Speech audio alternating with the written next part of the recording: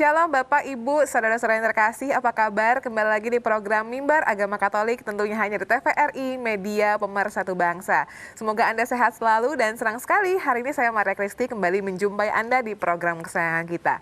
Nah, Bapak, Ibu, Saudara-saudara yang terkasih, seperti biasa kita akan mengambil tema yang luar biasa dalam setiap Mimbar Agama Katolik. Nah, pada kesempatan kali ini kita akan mengangkat tema yaitu pencaksilat sebagai sarana katekese kebangsaan. Dan tentunya pastinya tema ini masih sangat berkesinambungan sekali dengan slogan 100% Katolik, 100% Indonesia. Nah, seperti biasa Kristi nggak akan sendiri. Kristi sudah bergabung dengan dua narasumber yang luar biasa. Yang pertama, beliau ini merupakan dosen filsafat STF Driyakara Jakarta. Sudah bergabung bersama kita di studio TVRI. Ada Romo Dr. Simon Lili Cahyadi. Selamat, apa kabar Romo?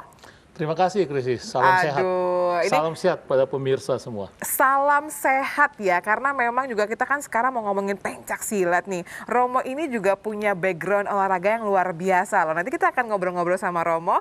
Sehat ya Romo ya? Terima kasih. Luar biasa. Nah, Kristi juga sudah bergabung bersama dengan seorang yang luar biasa. Beliau ini merupakan Dewan Pendiri Pencaksilat Pendidikan THS THM. Sudah bergabung bersama dengan kita, Ibu Maria Selastiningsih SEAKT.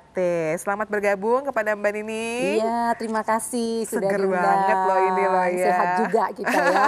Selamat sehat, salam sehat terus sama pemirsa ya. Betul. Kalau berbicara mengenai olahraga, terus juga pastinya kesehatan, dua orang ini adalah orang yang tepat yang akan kita ajak bincang-bincang dengan tema kita yang sesuai, yaitu pencaksilat sebagai sarana katekese kebangsaan. Nah, ini juga Kristi sedikit bingung gitu, apakah bisa sarana olahraga ini menjadi sarana katekese juga? Kita akan langsung masuk ke pertanyaan yang pertama ya pemirsa ya. Mungkin yang pertama Kristi akan bertanya kepada Mbak Nining terlebih dahulu. Ya, ini Kristi sudah lumayan familiar dengan THS THM nih Romo dan juga Mbak Nining, karena waktu zaman Kristi SD, kakak-kakak kelas Kristi tuh udah ada yang mau kemana gitu, mau THS THM gitu kan. Jadi kayak penasaran, mungkin Mbak Nining juga ini sebagai pendiri bisa menjelaskan kepada pemirsa apa sih itu THS THM. Silahkan. Oke, ya jadi THS THM itu singkatan dari Tunggal Hati Seminari, Tunggal Hati Maria. Jadi ini adalah pencaksilat pendidikan,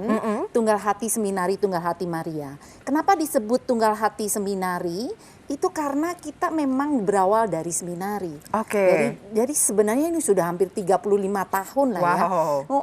Sudah sejak 1985 Romo. Waduh, jadi 10 tahun sebelum saya lahir nih Romo nih. Iya, kamu kayaknya belum ada. Belum lahir, 95 ya. Oke, lanjutkan. Iya, saya waktu itu juga baru 18 tahun kali ya. Nah, jadi berawal sebenarnya tadinya dimulai untuk rencananya untuk menarik supaya anak-anak muda itu mau masuk imam Romo sebenarnya untuk kerasulan untuk itu. Tapi kemudian pada saat 1985 di launch di Jakarta, Monsinyur Leo Sukoto bilang, kok laki-laki semua gitu ya. Terus akhirnya yang perempuan juga Romo, sehingga tahun 1986 ada Tunggal Hati Maria. Nah makanya saya juga diajak untuk bergabung mendirikan ini. Ini didirikan oleh Romo Hadiwijoyo dengan dewan pendiri yang lain. Itu jadi kita ada 16 jadinya ya. Semua dewan pendirinya karena berupa dewan Romo, sehingga kami lebih koordinatif dan semuanya. Jadi bisa dibilang memang usianya bukan usia yang muda lagi ya, dari 1985. Kemudian yang menarik juga Romo tadi Mbak Nining sebutkan bahwa tadinya tujuannya agar orang-orang ini ingin masuk seminari. Iya, betul. Tapi ternyata karena memang juga ini menarik minat para kaum wanita, akhirnya disempurnakan menjadi THS THM. Dan ini menjadi kerasulan awam. Jadi ini untuk kehidupan tidak hanya membiara, tetapi juga kehidupan awam juga, karena awam itu juga suatu panggilan kan, panggilan hidup. Kita bisa menjadi pembiara, biara, masuk biara atau masuk sebagai awam. Makanya tadi Kristi bilang bahwa kakak kelas Kristi nih yang masih di SMP udah mulai tertarik untuk ikut THS THM, dan juga kita akan masih membahas lagi seputar olahraga THS THM ini, dan juga kita kan nanti akan tanya sama Romo, benar nggak sih mau sarana olahraga ini atau panggilan awam ini bisa menjadi katekese yang diakui oleh gereja, dan pastinya pembahasan ini akan segera kembali. Kita akan kembali tentunya hanya di Mimbar Agama Katolik.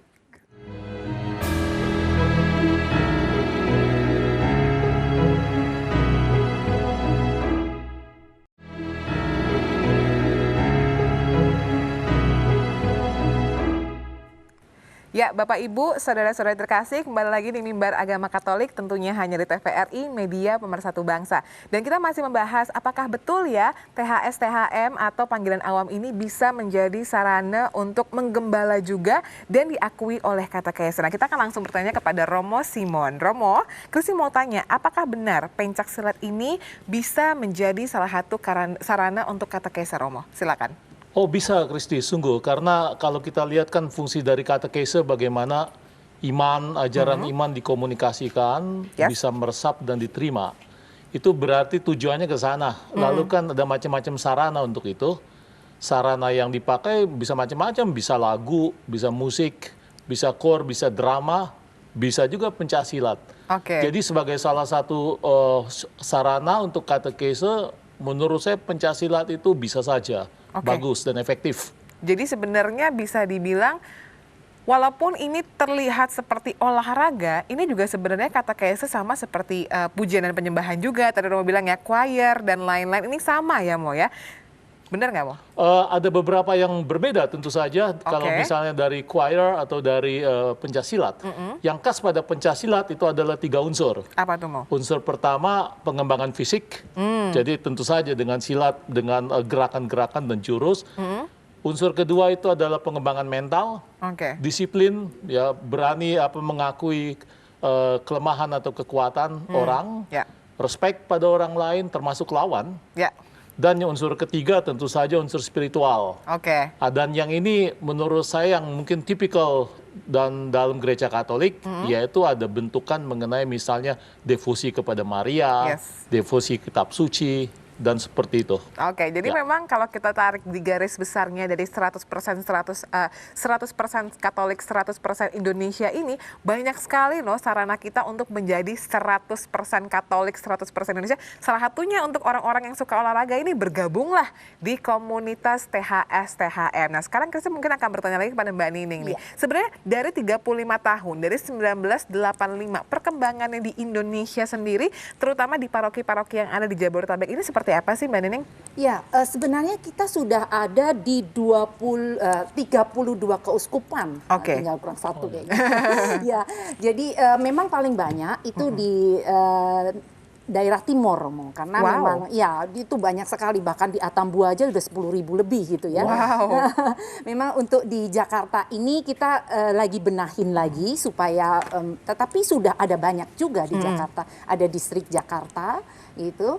Kemudian kita bisa dibilang sampai ke pelosok-pelosok ya, ke Kupang, ke Makassar, ke Toraja dan semuanya. Jadi sebenarnya di daerah yang luar Pulau Jawa sebenarnya peminatnya cukup banyak, antusias sekali ya. Sebenarnya apa sih Mbak Nining kesulitan untuk lebih menggalakkan THS, THM ini atau mungkin panggilan ini di area Pulau Jawa? Ada nggak? Kenapa makanya di luar Jawa tuh terlihat anggotanya lebih banyak? Iya, karena begini, sebenarnya ini kesulitan di semua katekese menurut saya ya, karena saingan kita ini kan gadget, terus anak-anak muda ini kan sekarang sudah lebih individualistik gitu kan. Nah, jadi ini kan olahraga yang memberikan energi, penuh dengan energi, dan biasanya yang energinya banyak yang seneng banget dengan pencaksilat ini.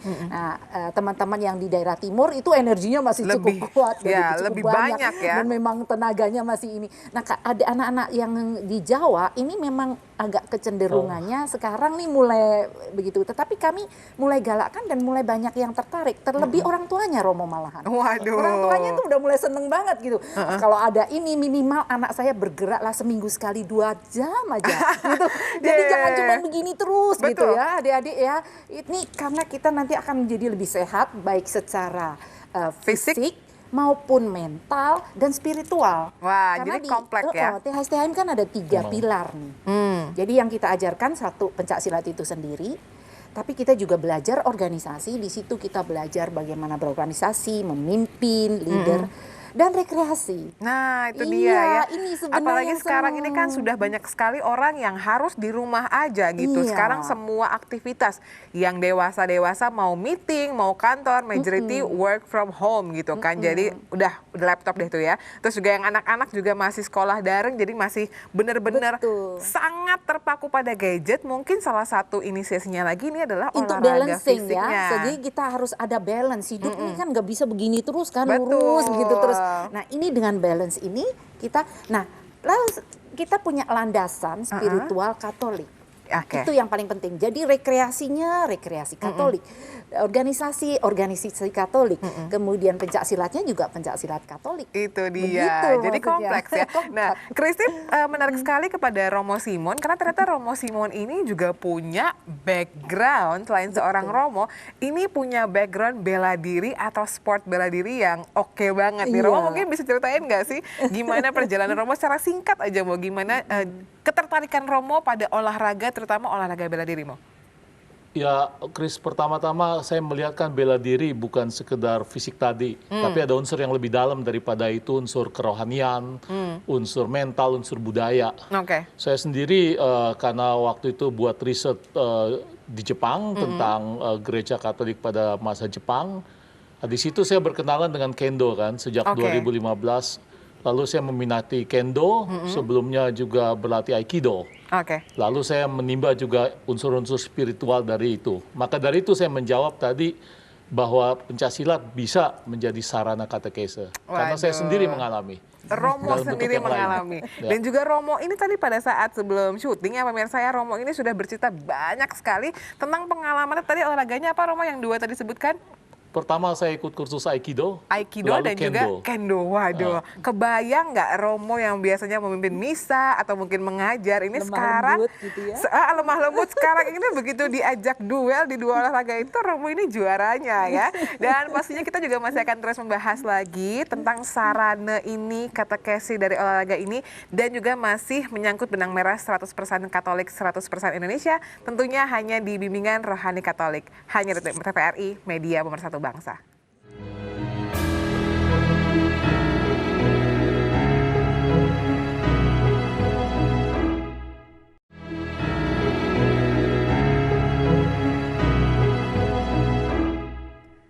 Bapak, Ibu, saudara-saudara yang terkasih, kembali lagi di Mimbar Agama Katolik dan pastinya kita masih membahas seputar pencak silat sebagai sarana katekese kebangsaan dan masih membahas red line kita atau garis merah kita 100% Katolik, 100% Indonesia. Romo, mungkin kalimat ini hampir setiap kali digaungkan setelah misa, 100% Katolik dan 100% Indonesia.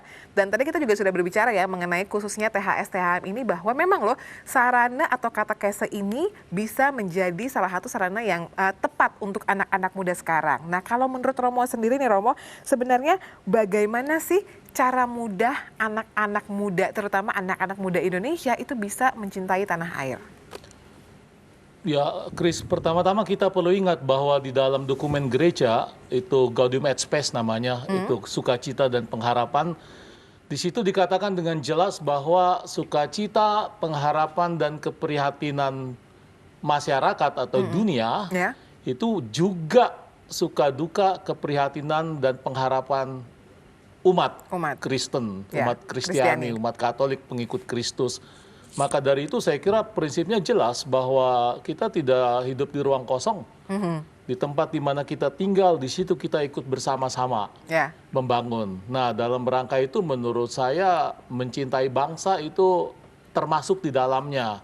Salah satu caranya yang tadi sekarang sedang kita bicarakan, yaitu bagaimana pencaksilat sebagai sangat tipikal, sangat khas, kasanah kebudayaan Indonesia itu bisa digali dan bisa dimasuki oleh kita juga. Nah, aku sekarang pengen nanya, Romo ini selain sebagai Romo, perpanjangan tangan Tuhan, Romo ini kan juga salah satu yang mendalami olahraga bela diri tadi. Nah, kalau Romo sendiri ada nggak sih pengalaman pribadi Romo yang bisa Romo ceritakan kayak ketika Romo melakukan gerakan ini atau dari permenungan Romo benar-benar merasakan kasih Tuhan dalam olahraga itu atau bela diri itu, Romo?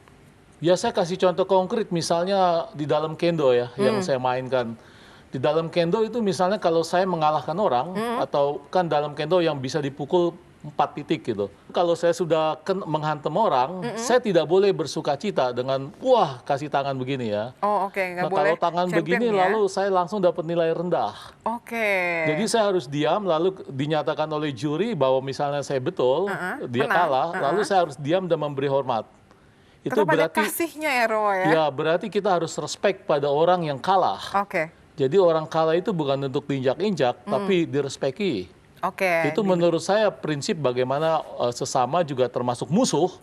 Itu dicintai, itu ajaran Kristus. Betul, kasihilah musuhmu ya. Betul, maka menurut saya cocok kan. Cocok banget loh, apalagi buat anak-anak zaman sekarang, terutama anak-anak muda zaman sekarang yang mungkin dengan adanya perkembangan teknologi dan lain-lain, itu sifat individualismenya sangat tinggi. Dan saya pun sebagai anak muda juga mengalami struggle nih untuk mengalahkan yang namanya keegoisan dan lain-lain. Mungkin bukan anak muda juga, tapi semua orang di dunia ini juga kali ya. Makanya memang sarana olahraga ini bisa menjadi katekese yang sangat luar biasa. Nah, kita akan kembali ke Mbak Nining lagi nih, membahas seputar THS-THM. Bisa diceritakan secara singkat nggak sih Mbak, THS-THM ini apa aja yang diajarkan di dalamnya, dan mungkin bagaimana nih para wanita khususnya ceritanya bergabung di THS-THM? Silakan. Ya, jadi begini, tadi kan saya udah bilang bahwa kita ada 3 pilar dengan 1 dasar kitab suci. Nah, kami itu ada kewajiban membaca kitab suci setiap hari. Ya, kemudian jadi ini adalah sarana. Jadi jadi pencak silat itu sebagai sarana pendidikan, sebagai sarana untuk kita itu memuji dan memuliakan Allah. Jadi dasarnya kami itu ada 3 hal yang harus kita pelajarin. 3S itu dari seminari.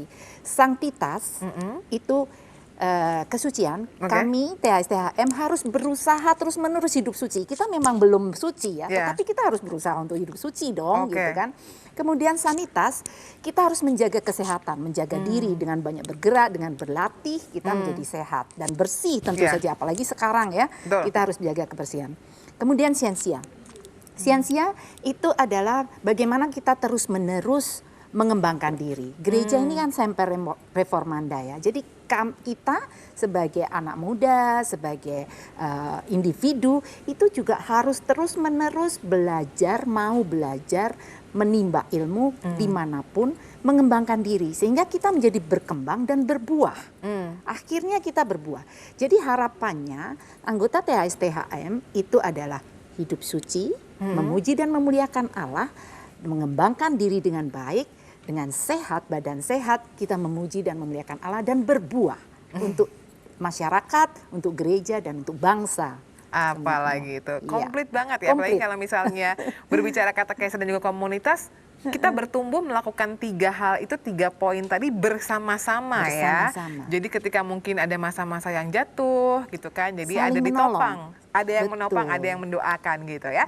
Dan pastinya perbincangan kita juga semakin menarik sekali pemirsa mengenai pencak silat sebagai sarana katekese kebangsaan. Dan kita juga masih akan melanjutkannya sesaat lagi. Dan kita tentunya kita akan kembali tentunya hanya di Mimbar Agama Katolik, hanya di TVRI Media Pemersatu Bangsa.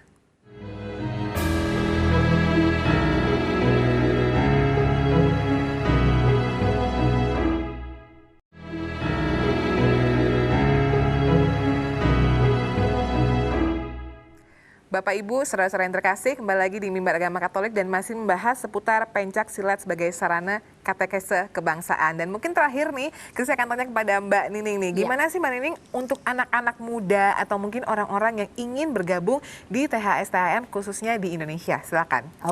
Kalau di Jakarta ini sudah cukup banyak, misalnya di Paroki Kalvari itu ada, lalu di Bogor juga ada, terus kemudian di Bekasi itu juga ada. Semua THS-THM ini sudah ada di hampir seluruh paroki ya, Jabodetabek. Jadi mungkin Bapak Ibu, saudara-saudara terkasih yang memiliki anak atau mungkin ingin bergabung, silahkan langsung hubungi parokinya masing-masing. Karena juga aku sempat dengar kok ketika aku misa di MBK mungkin ya, ada pengumuman seputar THS-THM gitu. Jadi kalau mau bergabung hari apa dan di mana, pastinya informasinya sudah lengkap ada di paroki masing-masing seperti itu ya. Sekolahan juga ada, di Gonzaga ada, kemudian di Pasar Minggu juga ada.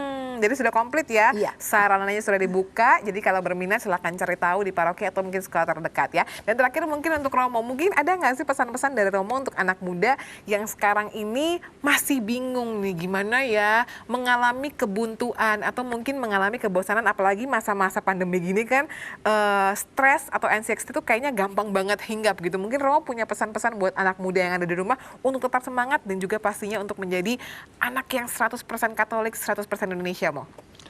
Ya, terima kasih Chris. Saya kira dari pembicaraan kita cukup jelas bahwa ajaran Kristus itu universal. Ya. Menyangkut situasi, segala bangsa, kita semua dipanggil.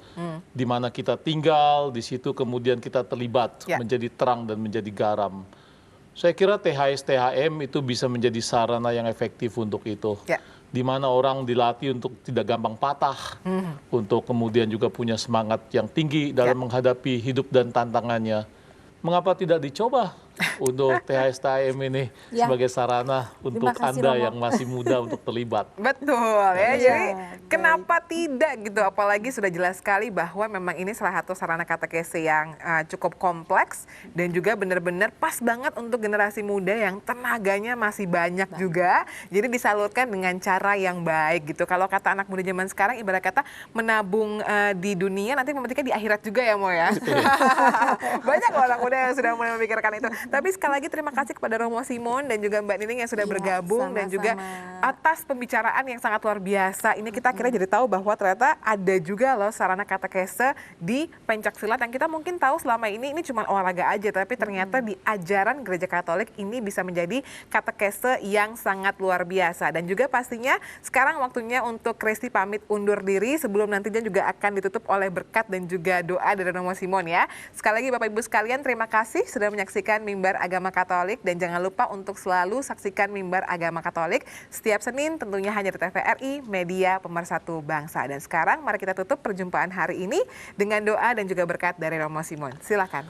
Terima kasih saudara pemirsa dimanapun Anda berada, saya mengundang Anda semua untuk bersatu hati dalam doa berikut ini. Dalam nama Bapa dan Putra dan Roh Kudus, amin. Bapa di surga, kami berterima kasih atas pertemuan ini dan atas pencerahan serta inspirasi yang Kau berikan dari pembicaraan kami ini. Kami mohon agar kami Kau kuatkan untuk membangun bangsa kami, bangsa Indonesia. Tekad kami Kau kuatkan, kehendak kami Kau kuatkan, dan juga semangat kami Kau tegakkan untuk bersama-sama mewujudkan diri menjadi saksi hidup-Mu di tengah-tengah masyarakat Indonesia yang Kau cintai ini. Ini semua kami mohon melalui Yesus Kristus adalah pengantara kami, kini dan sepanjang segala masa. Amin. Semoga kita semua dimanapun kita berada diberi berkat dan pelindungan oleh Allah yang Maha Kuasa, Bapa dan Putra dan Roh Kudus. Amin. Amin. Terima kasih banyak Romo. Terima kasih Mbak Nining.